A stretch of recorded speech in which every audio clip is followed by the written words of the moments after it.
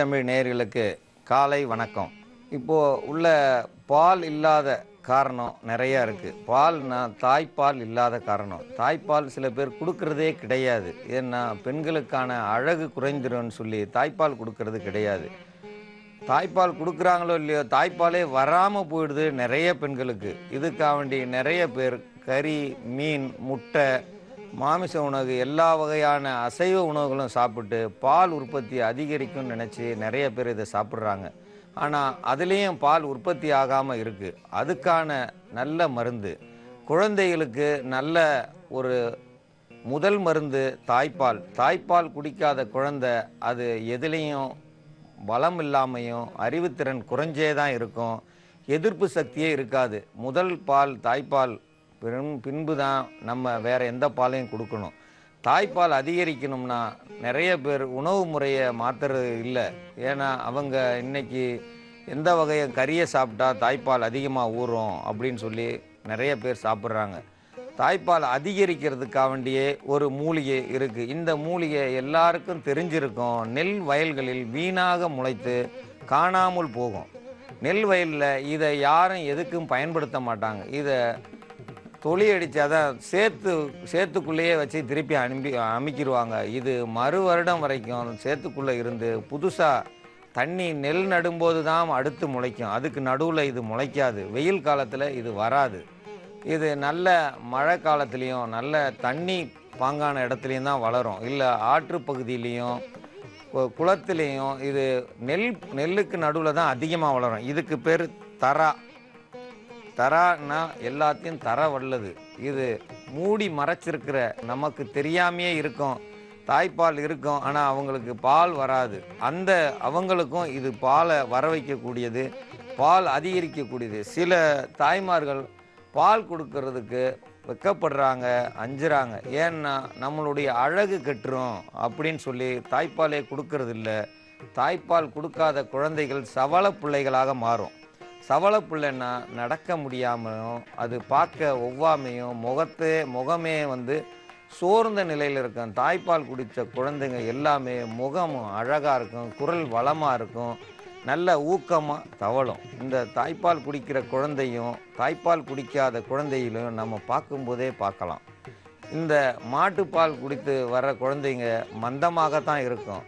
தாய்ப்பால் குடிக்கிற குழந்தை வீரமாக இருக்கும், சுறுசுறுப்பாக இருக்கும், அறிவுத்திறன் அதிகமாக இருக்கும். அதனால தான் தாய்ப்பாலை கண்டிப்பாக அந்த ஒரு வருடமாவது கொடுக்க சொல்லி எல்லா அரசு மருத்துவமனையிலையும் ஆலோசனை சொல்கிறாங்க. இன்றைக்கி பாலே விஷமாயிடுச்சு, அதனால் தாய்ப்பாலே கொடுக்க முடியாத சூழ்நிலை இருக்குது. ஏன் பால் விஷமாயிடுச்சுன்னா, அரிசியில் நம்ம சாப்பிட்ற அரிசிக்கு நெல்லாக இருக்கும்போது மருந்தடிக்கிறாங்க. அந்த மருந்தானது அரிசி மூலயமா போய் பெண்களுக்கு கருப்பையிலேயோ பால்லையும் விஷத்தை கலந்துருது. அந்த தாய்ப்பால் விஷமாற அளவுக்கு நம்ம மருந்தை பயன்படுத்துகிறோம். கண்டிப்பாக விவசாயிகள் கையில் தான் இருக்குது. மருந்தை பயன்படுத்தாமல் அரிசிகளை விளைவித்து கொடுத்து எல்லாருடைய தாய்களையும் தாய்நாட்டையும் காப்பாற்றணும். தாய்நாட்டை காப்பாற்றணும்னா கண்டிப்பாக மருந்தடிக்கிறதையும் உரம் போடுறதையும் குறைச்சால ஒழிய நம்ம குழந்தைகள் பின்னாடி வர சந்ததிகளை நம்ம காப்பாற்ற முடியாமல் போயிடும். ஏன்னா அந்த அளவுக்கு விஷத்தன்மை இருக்குது. உலக சுகாதார நிலையம் இன்னைக்கு இந்தியாவில் உள்ள தாய்களுக்கு, எல்லா பெண்களுக்கும் தாய்ப்பாலில் விஷம் கலந்துருக்கிறதுன்னு அவங்க நிரூபிச்சிருக்காங்க. அவங்க சொன்னா ஒழிய நமக்கு தெரியாதுன்னு இல்லை, எல்லாருக்கும் தெரியும். ஆனால் அவங்க புள்ளி விவரத்தோடு சொல்லிட்டு போயிருக்காங்க. அந்த தாய்ப்பாலையும் சுத்தம் பண்ணக்கூடியது இந்த தரா. இந்த தராவோட மிளகு சேர்ந்து நம்ம அரைச்சி கொதிக்க வச்சு அந்த தண்ணியை குடிக்க கொடுத்தோம்னா அந்த தாய்ப்பால் சுத்தமாகும். தாய்ப்பால் உள்ள விஷங்கள் வெளியேறி சுத்தமான தாய்ப்பால் கிடைக்கும். இந்த சுத்தமான தாய்ப்பால் குடிக்கிற குழந்தைகளுக்கு எந்த ஒரு நோயும் வராது, உடல் பலம் கூடும். இந்த உடல் பலம் கூடணும்.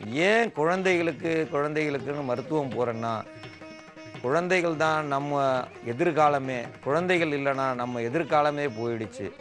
இப்போது சைனாவில் ஒரு குழந்தைக்கு மேலே யார் பெற்றிருந்தாலும் அவங்களுக்கு அதிகபட்ச தண்டனை கொடுத்தாங்க. அந்த தண்டனையை இப்போது குறைஞ்ச ஒரு 3 மாதத்துக்கு முன்னாடி அந்த தண்டனையை மாற்றிட்டாங்க. யார் எத்தனை குழந்தை வேணாலும் பெற்றுக்கிறலான்னு. அவங்க இனி நினச்சாலும் குழந்தை இனிமேல் பிறக்காது. ஏன்னா இன்னைக்கு இந்தியாவோட அதிக மடங்கு மருத்துவம் பயன்படுத்துகிற நாடு சைனா, அமெரிக்கா. இந்த நாடுகளில் பிறக்கிற குழந்தை பிறக்காது. இனி அவங்க நினச்சாலும் முதல்ல அவங்க கட்டுப்பாடு வைக்கும்போது ஒரு வீட்டில் 16 குழந்தைகள் பிறந்துச்சு, 18 குழந்தைகள் பிறந்துச்சு. ஒரு கணவருக்கு 5 பொண்டாட்டி வரைக்கும் இருந்தது. 5 பேருக்கும் 5 குழந்தைகள் உள்ளவங்கெல்லாம் இருக்காங்க. ஆனால் இன்னைக்கு ஒரு பொண்டாட்டிக்கு ஒரு குழந்தை கூட பிறக்காத சூழ்நிலை வந்துடுச்சு. ஏன்னா உணவுப் பொருள் அத்தனையும் நஞ்சா மாறிடுச்சு. உணவுப் பொருள் நஞ்சாகும்போது குழந்தை பிறக்கும் தன்மையோ அணுக்களோ அத்தனையும் மறைமுகமாக கொல்லப்படுது. நம்ம நேராக வந்து சண்டை போட்டு தான் நம்மளை கொல்லணுன்ற அவசியம் இல்லை. இப்போது பாலில் விஷத்தை வச்சுட்டாங்க, சோத்தில் விஷத்தை வச்சுட்டாங்க, காய்கறியில் விஷத்தை வச்சுட்டாங்க. இதை வெளியெடுக்க நம்ம தான் பாடுபடணும். இதில் இந்த முறைகளை பயன்படுத்தும் போது தாய்ப்பால் சுத்தமாகும். தாய்ப்பால் சுத்தமானால் குழந்தை ஆரோக்கியமாக பிறக்கும். குழந்தை ஆரோக்கியம் பிறக்கணும்னா இந்த தராவில் செய்கிற மருந்தை தாய்மார்கள் கண்டிப்பாக குடித்து அந்த மருந்தை பார்த்து எடுத்து குடிச்சு வர தாய்ப்பால் சுத்தமாகும். தாய்ப்பால் மட்டும் சுத்தமாகாது, குழந்தைகளுக்கு பால் கொடுத்ததால் அவங்களுடைய அழகு கெட்டு போயிடுச்சுன்னு நிறைய பேர் வருத்தப்படுவாங்க. ஏன்னா நாய்களை பார்த்துருப்பீங்க, நாய் குட்டி போட்டிருக்கும் போது மட்டும்தான் அதுக்கு அந்த பால் கொடுக்கும் இடம் பெரியதாக இருக்கும். குட்டிகள் பெரியதானதும் அந்த இருக்கிற இடம் தெரியாமல் போயிடும். அதே போல் பெண்களுக்கும் உள்ள நிலையை வரவிடாமல் செய்யணும்னா இந்த தரா கண்டிப்பாக நன்றாக வேலை செய்ய. நிறைய பெண்கள் குழந்தைகளுக்கு பால் கொடுத்ததால் என்னுடைய அழகு போயிடுச்சுனாங்க. அந்த அழகை திருப்பி கொண்டு வர்றதற்கு இந்த தரா ஒரு முக்கிய மருந்து. இந்த முக்கியமான இந்த மருந்து நீங்கள் பயன்படுத்தணும். ஏன்னா இது காலடியிலே இருக்குது. காலடியில் இருக்கிறதுக்கு என்னுடைய அருமை யாருக்குமே தெரியாது. ஏன் தெரியாது? இது வெளிநாட்டிலேருந்து வந்து ஒரு ஆராய்ச்சியாளர் இதை சொல்லி அதை கொடுத்தாருன்னா கண்டிப்பாக அதை வாங்கிக்கிடுவாங்க. உங்களுடைய அழகை மீட்டணும்னா கண்டிப்பாக 1 லட்ச ரூபா செலவு வரும். இந்த 1 லட்ச ரூபா செலவு பண்ணால் தான் உங்களுடைய மார்பகங்கள் பழைய நிலைக்கு வரும்னா உடனே கொடுப்பாங்க. இது காலடியில் இருக்குது. குறைஞ்சது 50 பைசா செலவு. நம்ம போய் பிடுங்கி வர நேரம்தான். இதை பிடுங்கிட்டு வந்து நம்ம பயன்படுத்தினோம்னா மார்பக புற்றுநோய் வராது. இந்த மார்பக புற்றுநோயை தடுக்கிறதுக்கு இது ஒரு முக்கிய மருந்து. இந்த மருந்தை நம்ம பாலில் கலந்து சாப்பிடலாம் அல்லது நேரடியாக கஷாயமாக்கி சாப்பிடலாம். உலகத்திலேயே பெரிய லெவலில் நம்ம டாப் 10ல் போட்டாங்க. ஒரு அற்புதமான பெரிய விஐபிக்கு மார்பக அறுவை சிகிச்சை செய்ய போகிறாங்க. இது ஒரு சிறந்த முடிவுன்னு சொன்னாங்க. கண்டிப்பாக அது தேவையே படாது. இந்த மருந்தை அதே போல் உள்ள பெண்கள் கண்டிப்பாக சாப்பிட்டு வர மார்பக புற்றுநோய் தன்னால் கரைஞ்சி வெளியாகிடும். அதனால் இந்த நோயை வராமையும் பால் கொடுக்கும் தன்மை அதிகரிக்கவும் உங்களுடைய அழகு கூடவும் இந்த மருந்தை தயாரிக்கணும். இந்த மருந்து தயாரிக்கும் முறை, இந்த தராவினுடைய முழு பலனும் கிடைக்கணும்னா மிளகு ஒரு 5 மிளகாவது சேர்க்கணும். இந்த 5 மிளகும் சேரும்போது அதனுடைய முழு பலனும் கிடைக்கும். இது கொஞ்சம் காரமாக இருக்கும். நீங்கள் காரமாக இருக்கிறதுனால அதில் கொஞ்சம் பனவெல்லம் சேர்த்துக்கிறலாம். பனவெல்லம் சேர்த்து சாப்பிட ரஞ்சிப்பாக இருக்கும். இழந்த அழகை திரும்ப பெற செய்ய இந்த மூலிகை ஒரு அருமருந்து. எவ்வளவோ பேர் இப்போது போய் பியூட்டி பார்லரில் போய்ட்டு எனக்கு அழகு வேணும்னு சொல்லி எத்தனையோ வகையான மிஷின்களை வச்சு உடல் பூரா வச்சு தேய்ச்சி நம்மளுடைய உடலினுடைய அழகை கூட்டணும்னு பார்க்குறாங்க. எல்லா வகையிலையும் இது கூடாது. ஏன்னா இந்த மாதிரி மூலிகை மருத்துவம் பண்ணால ஒழிய அந்த அழகு வராது. எத்தனையோ அழகு நிலையத்திலிருந்து எனக்கு இது ஒரு தனி பேஸ்ட்டாக செஞ்சு கொடுங்க அப்படின்னு கேட்குறாங்க. நான் அதில் வந்து முக்கியத்துவம் கொடுக்கறது கிடையாது. ஏன்னா ஒவ்வொருத்தருக்கும் நம்ம பண்ணிக்கிட்டு இருந்தோம்னா நம்ம கண்டுபிடிக்கிற திறமை போயிடும். கண்டுபிடிக்கிற திறமை போயிடுச்சுன்னா அதோடு தான் நிற்க முடியா இருக்கும். பணம் ஒரு குறிக்கோள் இல்லை என்னுடையது. அடுத்தடுத்து புது மருந்துகளை கண்டுபிடிச்சி நம்ம தமிழக மக்களில் உலக மக்களும் நல்வாழ்வு வாழணும்னு இந்த கண்டுபிடிப்பிலேயே தான் நான் இருக்கிறேன்.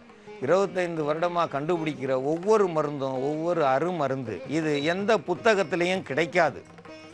ஏன் அந்த புத்தகத்தில் இல்லை, எப்படி இல்லைன்னு நாங்கள் எல்லாருமே மருத்துவம் செய்கிறோம். என் குடும்பத்தில் எல்லாரும் மருத்துவம் செஞ்சு எல்லாருக்கும் மருத்துவத்தை கற்றுக் கொடுத்துக்கிட்டு இருக்கேன். இந்த மருத்துவம் எப்படி வருது, ஏன் எப்படி வந்தது? தூங்கும்போதே நமக்கு கனவுலையே வந்துடும் இந்த மூலிகை. இந்த மூலிகையை கொடுத்தாதான் இந்த நோய் குணமடையும். இந்த மூலிகையால் தான் இந்த நோயை குணப்படுத்த முடியும்னு எனக்கு தெரியும் போதே நான் ராத்திரியிலேயே அதை எழுதி வச்சிருவேன். காலையில் எழுந்திரிச்சு அதை கண்டிப்பாக செய்வேன். அந்த நோய் குணமடையும். அந்த அளவுக்கு தெய்வ நம்பிக்கையும் தெய்வ பக்தியும் தெய்வ துணையும் எனக்கு கிடைச்சிருக்கு. இதுக்கு நான் இறைவனுக்கு நன்றி சொல்கிறேன். ஆனால் இந்த மருத்துவம் செய்கிற அத்தனை பேரும் தெய்வ நம்பிக்கையை நீங்கள் எந்த கடவுளை கும்பிட்றீங்களோ எனக்கு தெரியாது. அவங்கவுங்க அந்தந்த நம்பிக்கையோடு செஞ்சால் கண்டிப்பாக ஒவ்வொரு மூலிகையும் ஒவ்வொரு சித்தர்கள், சாதாரண அருகம்புல்லுன்னு நம்ம நினைக்கிறோம், அதுவும் ஒரு சித்தர் தான். இப்போ பார்த்த தரா யாருமே மருந்தாக பயன்படுத்துகிறதே கிடையாது. ஏன்னா அது அதிக அளவில் நெல் பயிருக்கு ஈடாக நடுவில் வளர்ந்து வீணாக போய்கிட்டு இருக்கு. இனி வீணாக போகிறது எல்லாமே அதனுடைய பிறப்பு புண்ணியத்தை வெளியிடணும்னா எங்களை போல மருத்துவர் வெளியிட்டாதான் அது பிறந்த பிறவிக்கான பலன். ஒவ்வொரு செடியும் பிறந்த பிறவி அடுத்தவங்களுக்கு உதவும் போது தான் அது பிறவி பலன் அடையும். இந்த பிறவி பலனை அடையணும்னா ஒவ்வொரு மருத்துவரும் தனக்கு தெரிஞ்ச மருத்துவத்தை யாராவது உங்களுக்கு பக்கத்தில் இருக்கிறவங்களுக்காவது கண்டிப்பாக சொல்லி கொடுக்கணும். சொல்லி கொடுக்க மனம் இல்லாதவங்க, தைரியம் இல்லாதவங்க எத்தனையோ பேர் இருக்காங்க. இந்த தராவும் மிளகும் சேர்ந்து ஒரு அற்புதமான மனத்தோடு இருக்குது. ஆனால் இது ஒரு கார்ப்பு தன்மையோடு இருக்கும். காரம் அதிகமாக இருக்கிறதால இதில் பனை வெல்லம் சேர்த்துக்கிறணும். பனை வெல்லம் சேர்த்து கலந்து கொஞ்சம் இனிப்பாக சாப்பிடணும். பனை வெல்லம் சேர்க்கும்போது யாராக இருந்தாலும் இந்த மருந்தை பெண்கள் கண்டிப்பாக சாப்பிடுவாங்க. பெண்கள் ஏன் சாப்பிட்ணும்னா மார்பக புற்றுநோய் வரக்கூடாது. இந்தியாவில் மார்பக புற்றுநோய் இல்லைன்னா அது இந்த மாதிரி மூலிகை மருந்து, இன்னும் எத்தனையோ வகை மருந்துகள் இருக்குது அந்த புற்றுநோயை வெளியேற்ற. அதில் இது ஒரு சிறந்த மருந்து. பால் கட்டிக்கொள்ளும். அந்த பால் கட்டி கண்டிப்பாக புற்றுநோயாக மாறும். அந்த பால் கட்ட விடாமல் அந்த பாலை சீராக்கி வெளியேற்றி விட தன்மை இந்த தராவுக்கு உண்டு. இந்த தரா செடியானது சாதாரணமானதில்லை. பால் கட்டி புற்றுநோயாக மாறும் அளவில் இருந்தாலும் அதை சிறுக சிறுக வெளியேற்றி பால் வரும் வழியாக வெளியேற்றும், அல்லது ஒரு சிறு புண்களாக ஆக்கி அதன் வழியாக அதனுடைய முழு அழுக்குகளையும் வெளியேற்றி புற்றுநோய் வரவிடாமல் நம்ம பெண்களை அழகோடும் அறிவோடும் குழந்தைகளை பாதுகாக்கிறது இல்லாமல் பெண்களையும் பாதுகாக்கும். இந்த மருந்தை நம்ம நேயர்கள் அனைவரும் செஞ்சு பயனடையும்போது கேட்டுக்கொள்கிறேன். நமது நிலையத்திற்கு வந்த கடிதத்தில் பல்லாவரத்தை சேர்ந்த லட்சுமி என்னும் பெண் எழுதியுள்ளார். அவர்களுடைய குழந்தை 5 வயது. பல் அனைத்தும் சொத்தையாகிவிட்டது. அந்த குழந்தையினுடைய பல் ஒன்றொன்றாக பிடுங்க வேண்டும் என்று எழுதியிருக்கிறார். மருத்துவரிடம் சென்று பார்த்ததற்கு எல்லா பல்களையும் சிகிச்சை மூலம் வெளியே அகற்ற வேண்டும் என்று சொல்லிவிட்டார்களாம். ஏனென்றால் அந்த பல்கள் அனைத்தும் சொத்தையாகி எந்த ஒரு உணவுப் பொருளையும் சாப்பிட முடியாத அளவிற்கு பல் கூச்சத்துடன் இந்த குழந்தை இருக்கிறது. இந்த குழந்தைகளுக்கான மருந்தை கண்டிப்பாக கேட்டு எழுதியிருக்கிறார். இது இல்லாததால் பல்களை ஆப்ரேஷன் செய்ய கண்டிப்பாக லட்சக்கணக்கில் பணம் செலவழியும் என்றும் அதற்கான பணம் இல்லை என்றும் எழுதியிருக்கிறார். நாம் பணம் கொடுக்க முடியாது, கண்டிப்பாக மருத்துவத்தை தர முடியும். இந்த குழந்தைகள் இனிப்பு பண்டங்களை சாப்பிடுவதை தவிர்க்க வேண்டும். சிறு குழந்தைகளுக்கு இப்பொழுது உள்ள மிட்டாய், சாக்லேட் இவைகளை சாப்பிட அனுமதிக்கக்கூடாது. இரவு நேரத்தில் கண்டிப்பாக இனிப்பு பண்டங்களை கொடுத்து பல் விளக்காமல் தூங்குவதால் பல்கள் சொத்தையாகிறது. ஒரு பல்லில் இருக்கும் சொத்தை அடுத்த பல்லிற்கு செல்லும். இதுபோல் கண்டிப்பாக எல்லா பல்களும் விழுந்துதான் முளைக்க வேண்டும். அவர் மருத்துவமனையிலும் அப்படித்தான் சொல்லியிருக்கார்கள். எல்லா பல்களையும் பிடுங்கி விடுவோம், பின்பு முளைக்கும் என்று. ஒவ்வொரு பல்லையும் பிடுங்கும்போது உயிர் போய் உயிர் வரும். அதனால் பல்களை பிடுங்குவதற்கான மருந்து நம் பாரம்பரியத்தில் உண்டா என்று எழுதியுள்ளார். இருக்கிறது. பல்களை நாம் அவர்களை வைத்து பிடுங்காமல் நேரடியாக பல் துலக்குவதற்கு ஆலம் விழுது பயன்படுத்தி பல் விளக்க பல்கள் மெதுவாக இருக்கும். பல்களில் அந்த குச்சி போய் குத்தாது. விழுது நாம் விளக்கும் ப்ரஷ்ஷு சொல்வார்கள், அந்த ப்ரஷ்ஷு கூட அதற்கிட்டே செல்லாது, தோற்று விடும். அவ்வளவு மென்மையாக இருக்கும். மயில் இறகு போல் நம் பல்லில் பட்டு வரும் ஆலம் விழுது. ஆலம் விழுது ஆளும் வேலும் பல்லுக்கு உறுதி. ஆல் என்றால் ஆலமரத்தினுடைய விழுது. வேம்பினுடைய கசப்பு பட்டால் அந்த பல் சொத்தைகள் மாறும். அதனால் ஒரு நாள் வேம்பும் ஒரு நாள் ஆலம் விழுதும் வைத்து பல் விளக்க பல் சுத்தமாகும். இந்த சொத்தையும் கொஞ்சம் கொஞ்சமாக குறையும். இப்பொழுது அமெரிக்காவில் உள்ள ஒரு திரையரங்கில் ஒரு நிகழ்ச்சியை போட்டார்களாம். இங்கிருந்து சென்ற நம் பெரியோர் ஒருவர் பார்த்தார். அந்த படத்தில் பார்த்தால் பல் குச்சிகள் கட்டுக்கட்டாக விற்கிறார்கள். அந்த குச்சியை எப்படி விளக்குவது என்று விளக்கம் போடுகிறாலும் அந்த குச்சியை எடுத்து மெதுவாக சுத்தியலில் தட்டி இந்த பகுதியை மென்மையாக்கி பல் விளக்கிவிட்டு கடைசியில் அந்த விளக்கிய பகுதியை வெட்டிவிட்டு மறுநாளுக்கு அதை பயன்படுத்த வேண்டும் என்று திரையரங்குகளில் வருகிறது. உலகத்திலே முன்னோடியான அமெரிக்காவிலேயே பற்பசையை நீக்கிவிட்டு வேப்பங்குச்சியை விளக்க அவர்கள் அனுமதித்துள்ளார்கள் என்றால் அந்த பற்பசையினால் எவ்வளவு தொல்லை இருக்கும் என்று பார்க்கவும். இதை நான் கேட்டதுமே பிரமித்து போனேன். ஏனென்றால் அவர்கள் என்னிடம் மருத்துவத்திற்கு வந்தபொழுதுதான் எனக்கே தெரியும். இதை ஒரு திரையரங்கில் அதற்காக ஒரு மிஷின் வைத்திருக்கிறார்களாம், நசுக்குவதற்கு, அதை கத்தரிப்பதற்கு ஒரு மிஷின். இதையெல்லாம் சேர்த்து அந்த பாக்கெட்டோடு சேர்த்து மொத்தமாக விலைக்கு கொடுப்பார்கள். ஒரு மாதத்திற்கு இத்தனை குச்சி என்று. அது ஒரு குச்சியை கண்டிப்பாக 5 நாள் பல் விளக்கலாம். அந்த அளவுக்கு அவர்கள் அதை பக்குவமாக பார்சல் செய்திருக்கிறார்கள். இதை பார்க்கும்பொழுது, வீடியோவில் பார்க்கும்போதே நமக்கு ஒரு சிரிப்பாகவும் அதிர்ச்சியாகவும் இருக்கிறது. நம் முன்னோர்கள் செய்த பழக்கத்தை அவர்கள் எடுத்துக்கொண்டார்கள். அவர்கள் வைத்திருக்கும் பழக்கத்தை நாம் எடுத்துக்கொண்டு இப்போது பல்களில் அவதி உண்டாகிறோம். கடுக்காய் பொடியை கொண்டு பல் விளக்கி விட்டு அந்த பல்களை உடனே சுத்தம் செய்யக்கூடாது. கடுக்காய் பொடியை பல்லில் விளக்கி விட்டு ஒரு மணி நேரம் கழித்து வாய் கொப்பளிக்க பல்லில் உள்ள சொத்தைகள் கொஞ்சம் கொஞ்சமாக மாறும். சொத்தைகள் மட்டுமல்ல, அந்த பல்கள் அனைத்தும் கீழே விழ வேண்டும் என்று கேட்டிருக்கிறார்கள். கீழே மெதுவாகத்தான் விழுகும். எருக்கம்பால், இந்த எருக்கம்பாலை தொட்டு அந்த பல்களில் வைத்து வர பல் மெதுவாக ஆடி தானாக விழும். இந்த எருக்கம்பால் வைப்பது வேறு எந்த சதையிலும் படாமல் சொத்தை உள்ள இடத்தில் மட்டும் படும்படியாக நாம் கவனமாக வைக்க வேண்டும். சிறு குழந்தையாக இருப்பதால் நாம் கண்டிப்பாக கவனத்துடனும் அல்லது சித்த மருத்துவர் உதவியுடனும் அந்த பல்களில் எருக்கம்பால் வைத்து வர அந்த பல் மெதுவாக கண்டிப்பாக வேரோடு விழுந்து புது பல் முளைக்கும். புது பல் முளைத்து வரும்போது நாம் கவனமாக பார்த்தால் பல்களில் சொத்தைகள் இருக்காது. பழைய பல்கள் 5 வயதுதான் என்பதால் கவலைப்பட வேண்டியதில்லை. எல்லா பற்களும் கீழே விழுந்த பிறகு புதிய பற்கள் நன்றாக வரும். அப்பொழுது நீங்கள் அவர்களுக்கு இனிப்பு கொடுப்பதை கண்டிப்பாக தடுக்க வேண்டும். இனிப்பு சாப்பிட்ட குழந்தைகளுக்கு பல் சொத்தைகள் கண்டிப்பாக ஏற்படும். ஒரு பல்லிலிருந்து மறு பல்லுக்கு சொத்தை பரவிக்கொண்டே தான் வரும். இப்படி பரவ இது பால் பல், அதனால் சீக்கிரமாக சொத்தை விழுகும். இதில் உள்ள இடுக்குகளில் இனிப்பு பண்டங்கள் போய் தங்கி அந்த பல்லை தின்றுவிடும். எத்தனை பற்பசை போட்டு தேய்த்தாலும் அந்த பூச்சிகள் இறப்பதில்லை. இந்த கடுக்காய் பொடியை கொண்டு விளக்க பல் கூச்சம் மாறும். இருக்கும் பல்லில் உள்ள வலி குறையும். மெதுவாக விழ இந்த எருக்கம்பாலை தொட்டு வைத்தால் பல் மெதுவாக விழ ஆரம்பித்துவிடும். எருக்கம்பால் வேறு வரைக்கும் சென்ற பல்கள் கண்டிப்பாக விழுந்துவிடும். எருக்குப்பட்ட இடம் கண்டிப்பாக அந்த பல்களில் உள்ள அசைவு ஏற்படும். பல் அசைய நாம் தானாக பிடுங்கி விடலாம். வலி இல்லாமலும் இரத்தம் இல்லாமலும் அந்த பல்கள் விழுந்துவிடும். கண்டிப்பாக காலையும் மாலையும் பல் விளக்க வேண்டும். அது கடுக்காய் பொடி கொண்டு விளக்கினால் நல்லது.